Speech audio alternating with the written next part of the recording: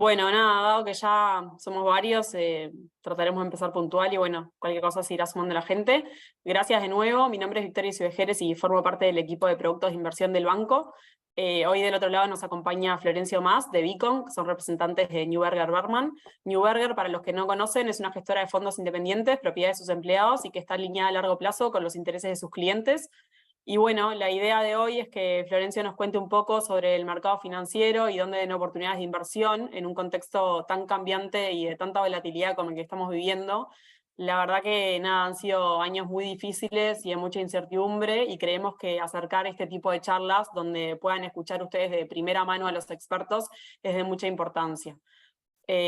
Hoy es un día muy importante ya que el mercado y los inversionistas están muy expectantes de lo que va a suceder en la reunión de la Reserva Federal con la tasa de referencia, si esta aumentará 25 puntos básicos como es lo que espera el mercado o se mantendrá en el rango actual. Así que bueno, de todas estas cosas y un montón más nos va a estar contando Florencio. La charla, como siempre, está pensada para que dure 1 hora más o menos y los invitamos a que todas las preguntas que quieran hacer las hagan llegar a través del chat de preguntas y respuestas, que al final vamos a dar un espacio para eso. También les recuerdo que desde la web del banco pueden acceder a comprar y simular portafolios de fondo de inversión desde $1000, así que los invitamos a que conozcan. Bueno, nada, sin más, Lolo, ahora te paso la palabra, todo tuyo. Muchas gracias, Toya, y muchas gracias a todo el equipo de Itaú Uruguay por la invitación. Un placer estar nuevamente acá con ustedes. Y bueno, un año obviamente bastante particular. Arrancó el año con muchas incógnitas, con muchas cosas que asustaban a los inversores. Y bueno, obviamente estamos parados hoy en julio y quién lo hubiera pensado, ¿no? Con las acciones subiendo en los niveles que subieron, los bonos también teniendo buen momentum. Y bueno, obviamente un mercado que luego de 2022 quedó con muchos activos muy baratos, con muchas oportunidades.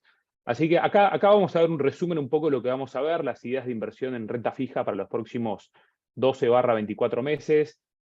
Todo tiene que ver un poco por el punto de partida, ¿no? Dónde estamos y qué pasó con la inflación en los últimos años y, bueno, qué va a pasar a futuro. Creemos que, como viene pasando, la inflación va a seguir bajando muy gradualmente. El video de Neuberger Berman es que la inflación obviamente está un poco rebelde, si bien los últimos datos fueron bastante alentadores, la core inflation también dejó muchas interrogantes, pero bueno, en definitiva, de a poco la dirección, digamos, es hacia la baja, pero vamos a quedar por un tiempo con una inflación por encima, digamos, de los targets de la Fed y de los diferentes bancos centrales en países desarrollados, ¿verdad? Así que eso nos lleva un poco al segundo punto, que es que probablemente las tasas de interés de corto plazo, la tasa que maneja, digamos, los policy makers, van a mantenerse elevadas durante un tiempo. Probablemente durante este año suban un poco, no demasiado. Hoy probablemente veamos un cuarto de punto de suba por parte de la Fed, tal vez en la próxima reunión otro cuarto de punto, y ahí es donde esperamos, digamos, que ya tenemos una tasa terminal entre 5,5 o 5,75 y esa tasa manteniéndose durante un tiempo, ¿no? Pero la buena o la mala noticia, digamos, dependiendo de qué lado estemos de la inversión, es que el mundo de tasas en cero va a ser muy difícil que vuelva. La nueva normalidad, digamos, es la normalidad histórica, que son tasas en rangos de 3-4%, inflación en rangos de 2-3%, tasas reales positivas y, bueno, obviamente retornos reales, digamos, por sobre la inflación para los inversores más conservadores, que, digamos, esa en definitiva es la buena noticia, ¿no? Nuestro tercer punto es que la volatilidad va a ir bajando también en el mundo de la renta fija, no vamos a ver los movimientos que vimos el año pasado y que vimos este año en algunos asset classes, pero definitivamente no se va a ir. Es decir, que creemos que las potenciales sorpresas de algún que otro banco central o tal vez potenciales sorpresas desde el lado del crédito, desde el lado de compañías que tal vez con estos niveles elevados de tasas no puedan hacer frente al pago de su deuda, bueno, obviamente van a poner nervioso al mercado en algunos momentos, algunos focos muy puntuales, ciertos países, ciertos sectores, pero nada que nos preocupe. Y bueno, eso obviamente tiene que ver un poco con el cuarto punto, que es hay que estar mucho más atento a nuestras inversiones. Obviamente estamos en un momento fácil porque subir la calidad crediticia, que sería ser un poquito más defensivo, estar un poco más atento a lo que invertimos, hoy paga una muy buena tasa. Así que vamos a hablar un poquito sobre eso y vamos a desarrollar en breve. Y por último, bueno, obviamente vamos a hablar de un fondo de inversión, de una estrategia que tiene Neuberger Berman, que sería la estrategia que engloba o reúne todas estas ideas de las cuales vamos a estar conversando, ¿verdad? Por supuesto, al final de la charla vamos a tener un espacio para preguntas, así que encantado de responder todas las dudas que surjan a raíz de la charla. Como decía hace un rato, la inflación en Estados Unidos va mejorando, digamos, va bajando. Sobre todo creemos que vamos a tener un poco una reversión a la media en refugios. La traducción obviamente no es literal, digamos, en vivienda. Creemos que ya pasamos el pico. En servicios también empieza a bajar gradualmente. En bienes ya hemos visto que bajó importantemente. Así que creemos que el camino, digamos, está trazado. Obviamente la Fed está jugando un poco con la delgada línea entre seguir subiendo tasas, como decía hace un rato, y generar una pequeña crisis o una mediana crisis. No esperamos una gran crisis definitivamente, por lo menos con las datas que tenemos ahora, y tal vez tener más un soft landing, como dicen en Estados Unidos en inglés, que sería que la economía no deje de crecer y que la inflación baje, que bueno, obviamente siempre es un desafío, ¿no? Es el gran desafío de los momentos en donde los bancos centrales suben las tasas de interés de manera tan agresiva, ¿no? Pero la buena noticia es que el crecimiento en el mundo acompaña, sobre todo de la mano de China. El desaceleramiento obviamente se notó el año pasado, pero creemos que este año van a poder cumplir los objetivos de aproximadamente 5,3% de crecimiento, obviamente de la mano de un poco de estímulo, digamos, a nivel monetario, a nivel fiscal, y bueno, obviamente tanto para el mundo desarrollado como para el mundo emergente, esto tiende a ser una muy, pero muy buena noticia, ¿verdad? Las tasas de interés, como decía, digamos, están ya llegando a máximos. No vemos los movimientos que vimos el año pasado, ni en Estados Unidos a la izquierda, ni en Europa hacia la derecha, pero sí pensamos que entre un cuarto de punto y medio punto más de suba de tasa de interés de corto plazo por parte de la Fed y por parte del Banco Central Europeo se vienen. Tiene sentido. Todavía la Fed, tanto como el Banco Central Europeo, no sienten que ganaron la batalla definitivamente. La inflación tiende a ser muy rebelde, los rebotes tienden a ser muy rápidos, así que marcar 5, 4, 3, el último dato que vimos, no significa que digamos que la tendencia siga, si bien pensamos que vamos a estar lentamente llegando a ese número mágico que quiere llegar la Fed entre 2 y 3%, ¿verdad? Pero todavía es muy temprano para dar por ganada la batalla, así que pensamos que todavía hay, digamos, movimientos de ese estilo. Se ve un poco en este resumen. Acá ponemos Estados Unidos, la eurozona, Reino Unido, Japón, Canadá, Australia. El denominador común es básicamente que todavía la retórica y lo que vamos a escuchar de los mandatarios de los bancos centrales va a ser todavía mucho más agresiva, va a seguir siendo, digamos, agresiva hacia la inflación y con muchas incógnitas respecto a, bueno, cómo eso afecta el crecimiento de los próximos quarters, si bien, como decíamos, nuestra visión por ahora, por el corto plazo, próximos 3, 6 meses, es bastante positiva respecto a temas económicos y temas de mercado, ¿verdad? Buenas noticias, obviamente, es que los nuevos cupones emitidos o los nuevos bonos que vemos tanto en el mundo soberano, a la izquierda, como en el mundo corporativo, hacia la derecha, son bastante atractivos. Esto habla un poco de la temática nuestra de buena calidad, de alta calidad en renta fija, en los diferentes sectores, diferentes países, y bueno, desde ya haciendo la matemática rápida, digamos, si nos quedásemos en este número de 3% de inflación en Estados Unidos, y los bonos del Tesoro americano de corta duración, corto plazo, rinden alrededor de 5%, estamos ganando 2% por encima de la inflación, que desde ya obviamente es casi el mundo ideal para un inversor conservador, ¿no? Y desde el lado de los bonos corporativos, tanto en Estados Unidos como en Europa, también aproximadamente con spreads de entre 200, 300 puntos, o sea, 2-3% por encima de los bonos del Tesoro americano en muchos casos, con lo cual también, digamos, en esa cartera diversificada, balanceada que tiene bonos soberanos y bonos corporativos, las oportunidades abundan. Mucho se ha hablado de los títulos, de los famosos mortgage-backed securities, que son los títulos respaldados por hipotecas en Estados Unidos, un asset class que por ahí muchos conocieron a raíz del 2008 y que se da de hipotecas a cualquiera que tenía un pulso, y bueno, obviamente eso desencadenó una de las crisis más duras de la historia de Estados Unidos, pero bueno, hoy el mercado cambió, hoy es un mercado mucho más sano, es un mercado también muy profundo, y es un mercado en donde obviamente muchas de las emisiones o gran parte de las emisiones están respaldadas también por las agencias americanas que tienen el respaldo implícito del gobierno americano, Fannie Mae, Freddie Mac, bueno, todos conocen los famosos Fannie, Freddie, etcétera. Y bueno, en este caso la oportunidad tiene que ver con que los inversores han estado un poco reticentes a invertir en este tipo de activo por la estructura del activo, por miedo a que el mercado inmobiliario en algún momento sufra una crisis importante nuevamente a raíz de la suba de tasa el año pasado, pero bueno, creo que ya son varias las casas de fondos y varios los bancos que han levantado la mano y han mencionado que el mercado se ve muy sano, que todavía hay buena capacidad de pago, que no se ven defaults y que realmente en estos niveles de precios, con estas caídas de precios y con las rentas que están pagando por sobre los bonos del Tesoro americano, son una gran oportunidad también como diversificador, ¿verdad? Así que lo vamos a ver un poquito más en detalle también cuando hablemos de nuestro fondo de Strategic Income, que reúne las mejores oportunidades en el mundo de la renta fija, porque de hecho es la posición más importante que tenemos hoy en el fondo, ¿verdad? Sobre crédito y clientes o inversionistas que estén buscando exposición a crédito simplemente porque pagan un poquito más de interés, tienen más cupón, son nombres conocidos en muchos casos, buena calidad. Bueno, acá están un poco nuestras recomendaciones. Estamos overweight o tenemos una visión positiva en telcos, en cable y media, en energía, en farmacéuticas, y estamos un poquito más escépticos o un poquito más negativos con tecnología y retail. Esto siempre hablando dentro del mundo investment grade de los bonos de Estados Unidos. Dentro de lo que es el mundo de high yield o non-investment grade, bonos de peor calidad, estamos overweight en distribución de gas, en papeleras, empaquetamiento, bueno, defensa, aerolíneas, aeroespacial, y estamos underweight en media y en triple Cs. Triple Cs no es una categoría per se, no es un sector, sino que es la más baja calidad dentro de lo que es el mundo de high yield. O sea, las compañías con peor calidad crediticia hoy, por supuesto, nos preocupan porque son en teoría las que no deberían poder afrontar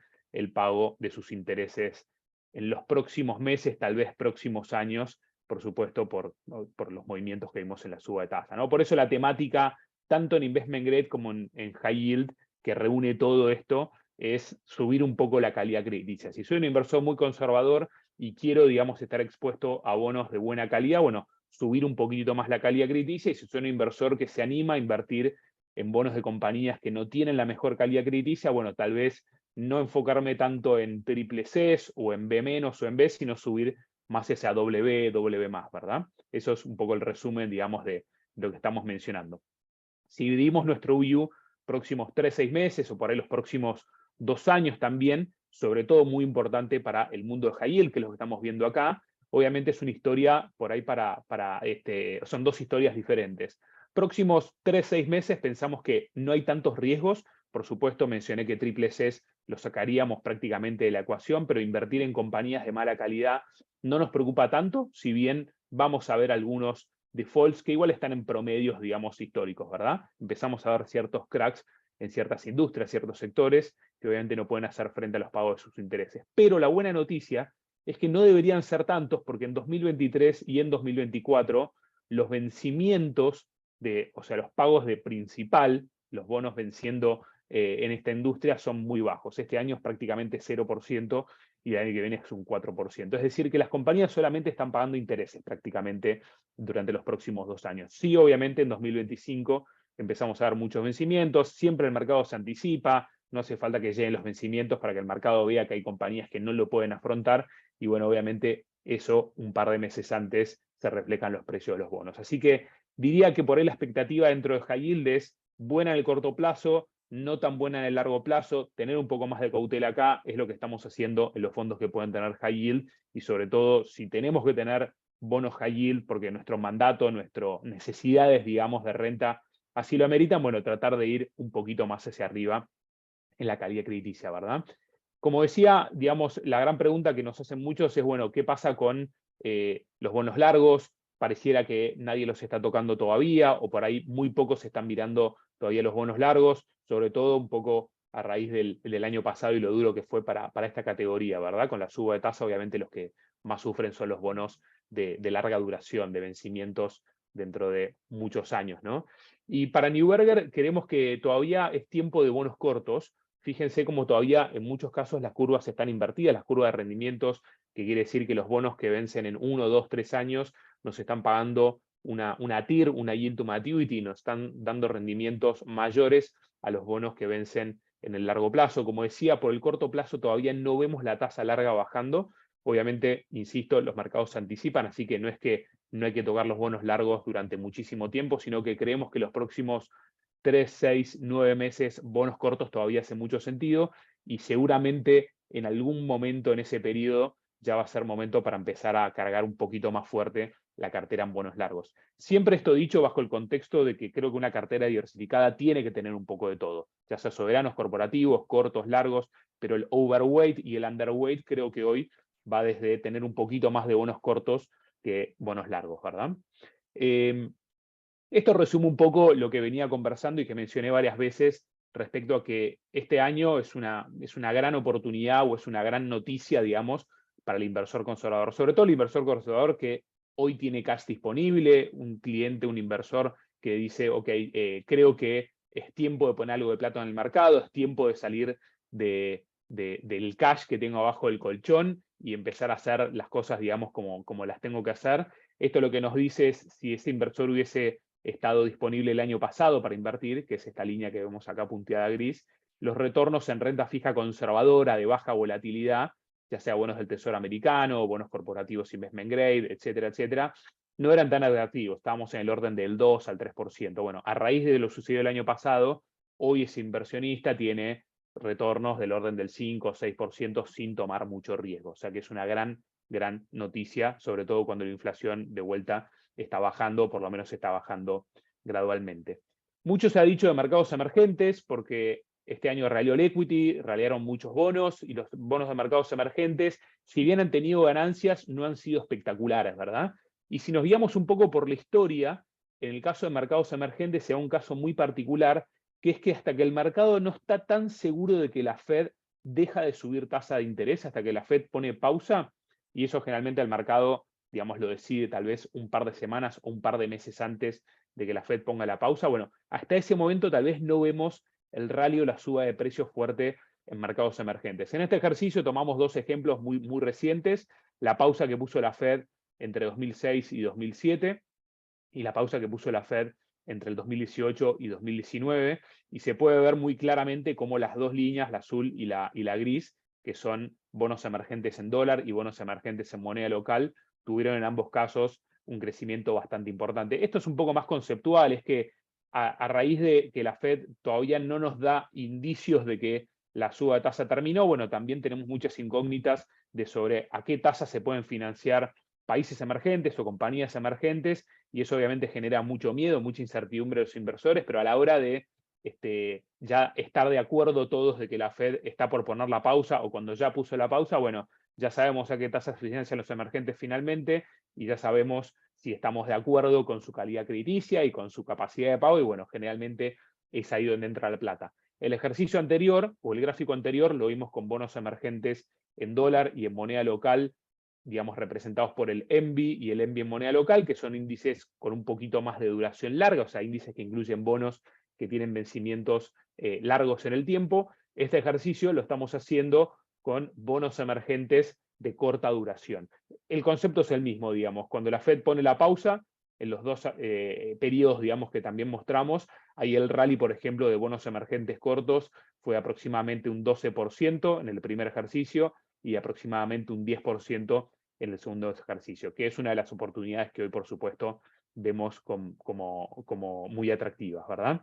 Acá también, digamos, en este gráfico, dado que tenemos equities, lo incluyo. Estos son los overweights y underweights, o sea, la visión positiva, neutral o negativa, digamos, de cada uno de los principales asset classes del mundo. Obviamente este es un resumen en donde tratamos de que todo entra en un gráfico, pero hay un montón de asset classes diferentes. Acá, por ejemplo, lo que estamos mostrando es que a nivel equity, ya sea global, americano, desarrollados o emergentes, pasamos a estar neutrales de vuelta. Esto quiere decir que en un inversor que su cartera tiene un 30% de equity, no debiera tener ni 38 ni 22, digamos. Si 30 es su valor neutral y con lo que se siente cómodo, 30 es lo que debiera tener.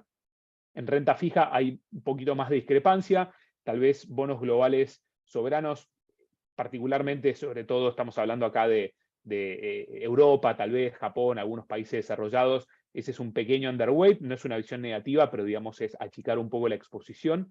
Estamos neutrales en bonos soberanos de Estados Unidos, en bonos municipales y en high yield, esto habiendo cambiado del quarter anterior en donde estábamos más positivos. Ahora ya vemos algunas señales que nos empiezan a llamar a la cautela, y estamos positivos en cash o en simil cash. Esto sería básicamente tener treasuries cortos, money market o cosas que se parezcan a tener cash, en bonos corporativos investment grade, en mortgage-backed securities emitidos por agencias, asset-backed securities y commercial mortgage-backed securities, bonos que ajustan por inflación y bonos emergentes, como mencioné en el slide anterior. Entre activos reales y alternativos, que el cliente hoy, digamos, el inversor común de a pie lo está demandando cada vez más y hay cada vez más productos para hacer frente a esta demanda. Estamos neutrales en commodities y en real estate privado, que es muy diferente al real estate público, a las compañías que cotizan en bolsa que desarrollan real estate, que ahí sí estamos bastante positivos.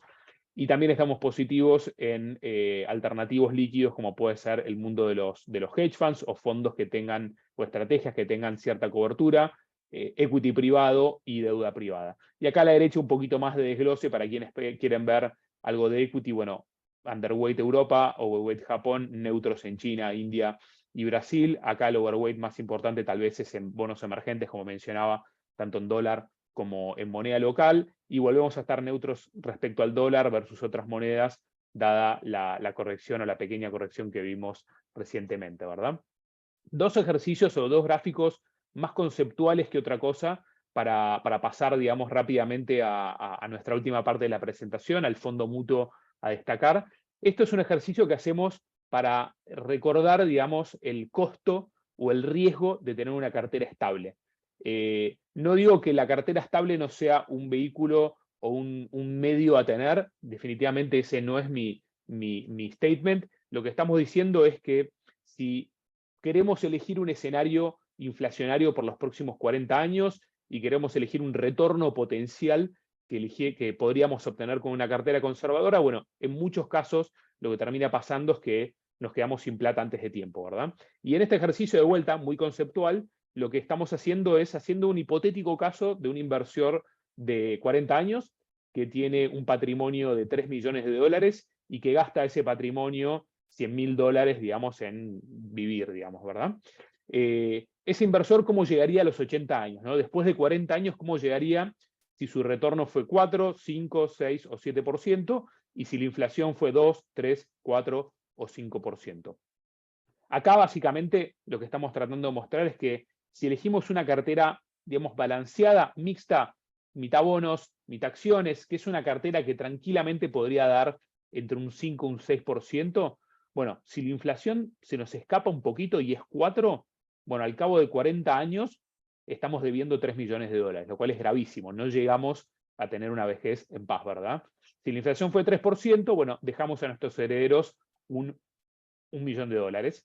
Y después, si en vez de 5 pasamos a tener un 6%, o sea, un punto más de retorno promedio por año durante esos 40 años, definitivamente no importa tanto cuánto va a ser la inflación, porque ya siendo 3 o siendo 4%, dejamos 7 o 2 millones respectivamente a nuestros herederos. Acá lo que estoy tratando de hacer es un poco ejemplificar o poner en números una gran problemática que hay hoy en el mundo, digamos, de los inversores, que es el portfolio estable me deja dormir tranquilo hoy, porque a fin de año veo cuánto gané, o perdí muy poco los años malos, pero definitivamente duermo tranquilo. Lo que pasa que si sigo con ese portfolio demasiado estable, y si sigo con la plata abajo del colchón, o solamente haciendo un plazo fijo, o solamente comprando bonos del Tesoro americano, o bonos corporativos de buena calidad, me quedo corto después en el largo plazo. Entonces hay que bancarse los años malos, saber que por ahí cuando ingreso en mi portfolio y tengo acciones, voy a poder ver las acciones en terreno negativo un año, y estadísticamente igual es 1 de cada 4 años que voy a tener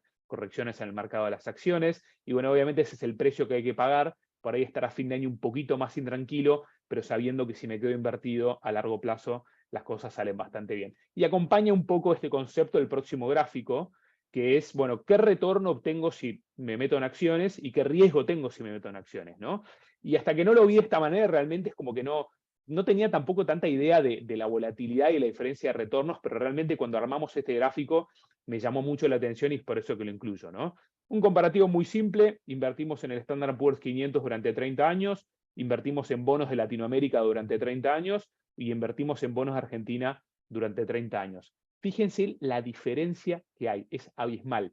Muchos me pueden decir, sí, es verdad, Florencio, pero con el S&P 500 hubo años que perdí mucha plata. Bueno, les tengo una noticia.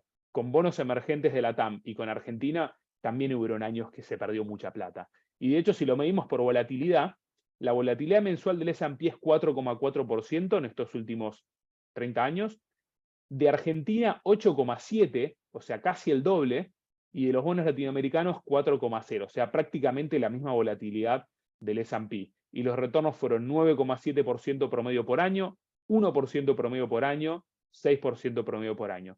Mis dos comentarios, más allá de lo obvio, es uno, todo el mundo preguntando por Argentina hoy, si es buen momento o no. Honestamente, no tenemos ni idea, depende mucho del panorama político, depende mucho de datos que son poco transparentes, no sabemos con certeza cuántas reservas hay en el Banco Central, no sabemos con certeza los números de emisión monetaria, no tenemos tanta confianza en que los números que tengamos publicados sean los correctos. De hecho, ya la inflación empieza a ser un número un poquito polémico, si se quiere usar esa palabra. Así que realmente no aconsejamos hacer una apuesta importante en Argentina en estos momentos. El segundo punto tiene que ver con que, bueno, es verdad, Florencio, la verdad que el equity anduvo bien, pero cuando los bonos andan mal, yo sé que después de 3, 4, 5 años, cuando el bono vence, me devuelven 100. Bueno, si le vas a dar 3, 4, 5 años a un bono para que te devuelva 100, si le das 3, 4, 5 años al equity, al S&P, probablemente te dé mucho más de 100. Por lo menos la historia te muestra esto. Así que definitivamente algo para pensar. Habiendo dicho eso, vamos a enfocarnos en este producto que se llama Strategic Income. Acá tiene un panorama general de varios de nuestros productos que aplican por ahí a lo que es corta duración. Como mencionaba, bonos emergentes de corta duración es algo que nos gusta y rinde un 7,5% de yield to maturity. Nos gustan fondos también de bonos emergentes por ahí más intermedios barra largos. Vamos a hablar de fondos multisectoriales y otras oportunidades que hablaremos en otro momento, real estate, acciones blue chips y fondos temáticos como uno que vimos hace poco con muchos de ustedes, que es el 5G. Ahora, a la hora de hablar de Strategic Income, que es un fondo 5 estrellas de Morningstar, que es la categoría, o la calificación, perdón, más alta que se le da en la categoría, estamos hablando de un producto muy fácil de entender. Strategic Income es básicamente lo que uno quisiera hacer en su propio portfolio de bonos si tuviese el tiempo, la energía, el conocimiento y el dinero, digamos, también para estar bien diversificado como lo está este fondo, ¿verdad? Acá lo que estamos tratando de hacer es comprar un poco de todos los principales asset classes de renta fija, desde cash o simil cash, bonos del Tesoro americano, TIPS, bonos corporativos investment grade, bonos de tasa flotante, bonos respaldados por hipotecas o por activos, bonos emergentes, bonos high yield, y la lista sigue, ¿verdad? Como pueden ver, obviamente el fondo está bien ubicado dentro de lo que es riesgo-retorno versus si hubiese invertido en cada uno de estos. El concepto del fondo es tratar de obtener un retorno parecido a lo que me dio high yield, o sea, parecido a lo que me dieron los bonos que pagan muy buenos cupones, pero con muchísima menos volatilidad. Y acá se ve perfecto cómo la volatilidad es mucho menor y el retorno es bastante parecido a high yield. El segundo objetivo desde ya es ganarle al benchmark que tenemos, que se llama el US Aggregate Bond Index, que también lo ha hecho bastante bien. ¿Qué es Strategic Income Fund? Conceptualmente es un fondo que tiene un yield o una tasa atractiva, digamos, hoy 6,5 en la clase distributiva. También tienen clases de cuotapartes acumulativas que son más eficientes a la hora de pagar impuestos. Es un fondo realmente muy dinámico desde el punto de vista de los sectores o los tipos de bonos que compra y también cuán largo y cuán corto los compra, ¿verdad? Para adaptarse a cualquier escenario de suba o baja de tasa. Es un fondo que el promedio de su calidad crediticia siempre tiene que dar investment grade. Podemos comprar bonos W o W- del mundo de high yield, pero el promedio de la cartera nos tiene que dar triple B- o superior, o sea, tiene que ser promedio investment grade. Es un fondo muy enfocado en Estados Unidos, típicamente más del 70-80% de la cartera está invertida en bonos de Estados Unidos, tanto corporativos como soberanos. Es un fondo que es 100% dólar o 99% en dólares, no hay riesgo moneda, y es un fondo que está muy enfocado en la protección hacia la baja, digamos. Si bien nos ha dado un retorno, como ven acá, del 5,5 promedio por año durante los últimos 20 años prácticamente, con retornos positivos del 97% de las veces, solamente 3% de los periodos han sido negativos, y bueno, obviamente 2008 positivo, un 2011 positivo, 2013 positivo, negativos muy pocos, salvo el año pasado, que dolió un 10%, pero los bonos en promedio cayeron entre 15 y 20, con lo cual obviamente pudimos defender. El concepto del fondo, como decía, es es realmente tratar de que cuando duele y cuando no hay escapatoria, porque los bonos a veces van a caer, que duela poco. Y eso se los voy a mostrar en los próximos slides, pero usando la analogía del fútbol, es un fondo que puede poner un delantero tal vez para meter algunos goles, pero siempre va a tener más defensores y mediocampistas. O sea, la idea es que nos metan 0 goles o muy pocos goles en el tiempo. Esto es lo mismo que vimos anteriormente, pero lo repaso justamente porque en muchos casos o muchas de las consultas que recibo es, bueno, Florencio, pero si esto sigue difícil, tal vez puede venirse un 2008. Nuestra respuesta es definitivamente no, pero si te viniese un 2008 y estuviésemos equivocados digamos, en esa previsión macroeconómica, la buena noticia es que el fondo ya existía en 2008 y lo hizo muy bien. ¿Por qué? Porque puso más defensores cerca del arco, es decir, se invirtió muchísimo, como se ve acá en estos colores que subieron, se invirtió muchísimo el fondo en bonos AAA, que de hecho en 2008 fueron el famoso flight to quality, el refugio de los inversores que subieron de precio. Quien invirtió en bonos AAA en 2008 obviamente ganó plata y esto el fondo lo puede hacer. Después lo que puede hacer en 2009 es invertir un poquito más en baja calidad, siempre manteniendo la calidad crediticia investment grade, pero pasamos prácticamente de todo AAA en 2008 a BBB en 2009 y también participamos de ese rebote, ¿no? Este gráfico es muy gráfico, vale la redundancia, porque muestra un poco lo que es el dinamismo de la cartera entre, como decía, cash, bonos del tesoro, agencias, bonos corporativos, bonos que ajustan por inflación, bonos de tasa flotante, emergentes, high yield, en menor medida, por supuesto. Siempre estamos cambiando la alocación buscando los bonos más baratos y buscando, obviamente, aprovechar esas oportunidades, ¿no? Muchas veces se preguntan, sí, Florencio, pero es un fondo de bonos, entonces, cuando suben las tasas, le debe doler, ¿no? Sí, pero no siempre. Acá tenemos algunos ejemplos de cuando la tasa de 10 años subió fuertemente, en el 2009, en el 2013, 16, 17, en el 2020 o en el 21/22. Este es el performance del fondo y este es el performance de nuestro índice de referencia. Fíjense que inclusive en algunos años donde el índice tuvo caídas del 2, 0,3, 1,7 y 3,6, el fondo lo hizo muy bien. Desde ya obviamente acortando la duración del portfolio, comprando más bonos que ajustan por inflación, que ajustan por tasa, comprando cosas que tengan mayor cupón para hacer frente a esa suba de tasa. Y por supuesto que está agosto 2021 a diciembre 2022, que punta a punta el fondo cae solamente un 10%, nuestro índice cae un 14%, nuestros competidores cayeron 15, 20%, algunos 25%. Mucho más fácil recuperarse desde un menos 10 o desde un menos 14 punta a punta, digamos desde noviembre a septiembre, que fue el peor drawdown. Hoy ya estamos recuperando, en realidad estamos ya 9 meses y ya recuperamos casi un 10% en 9 meses, o sea, un 18% si lo analizo desde una caída del 14. 18 meses después típicamente hemos recuperado muy bien y con creces las caídas más duras, ¿verdad? Estos ejercicios muy simples, la caída máxima que tuvimos en un periodo de tiempo acotado, como pueden ver las caídas máximas del fondo fueron bastante benignas y 18 meses después no solamente recuperé la caída, sino que también la recuperé con creces. Algunos gráficos más y voy cerrando. Retorno histórico del fondo, su caída promedio, el average drawdown, digamos, en periodos de mucha volatilidad, y su caída máxima, como ya la vimos, y esto lo comparo contra el índice de bonos americanos, que incluye corporativos y soberanos, el índice de treasuries, la categoría de Morningstar, es decir, el mundo de mis competidores, US Credit, que sería el índice de bonos corporativos americanos, y US High Yield, el índice de bonos de alto rendimiento de baja calidad de Estados Unidos.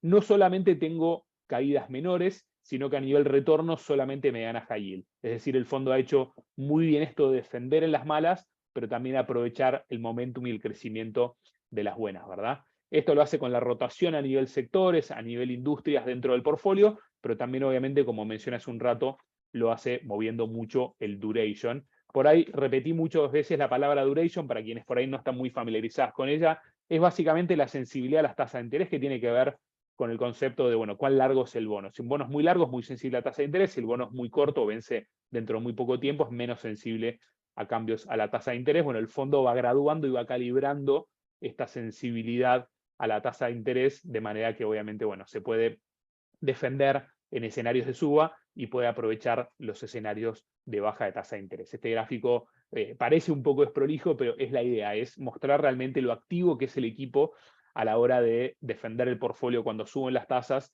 y por ahí aprovechar la baja de tasa de interés. ¿Cómo está posicionado el fondo hoy?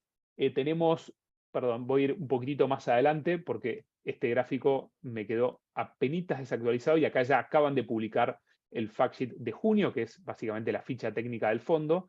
Hoy el portfolio sigue teniendo 5 estrellas de Morningstar, tiene 1.500 millones de dólares en activos. Acá ven las características del portfolio: calidad crediticia A+, yield to maturity 6.21, la TIR del fondo, básicamente. Precio promedio de los papeles, $91. Muchas veces esto es un dato de conversación con los inversionistas del fondo, porque bueno, estoy comprando en promedio los bonos del fondo $91, tengo $9 también hasta que lleguen a 100 al vencimiento, y eso siempre es algo muy bueno. La sensibilidad a tasas o el duration es 4,9, como saben, el próximo mes puede ser 3 o 2 o 6, se mueve muy dinámicamente esto, y la diversificación del fondo es muy alta, son 950 papeles dentro del portfolio. La ponderación de cada sector, como decía, mortgage-backed securities, o sea, títulos respaldados por hipotecas emitidos por agencias de Estados Unidos, es decir, riesgo gobierno de Estados Unidos, 41%, high yield 17%, de buena calidad, por supuesto, bonos corporativos investment grade 16%, bonos del Tesoro americano, que incluye tanto treasuries nominales como TIPS, que ajustan por inflación, 14%, securitizados, que es básicamente la categoría de los asset-backed securities, o CMBS, o sea, títulos respaldados por activos, de leasing, etcétera, etcétera, 7,9%, bonos emergentes 6,7%, y el resto bastante marginal.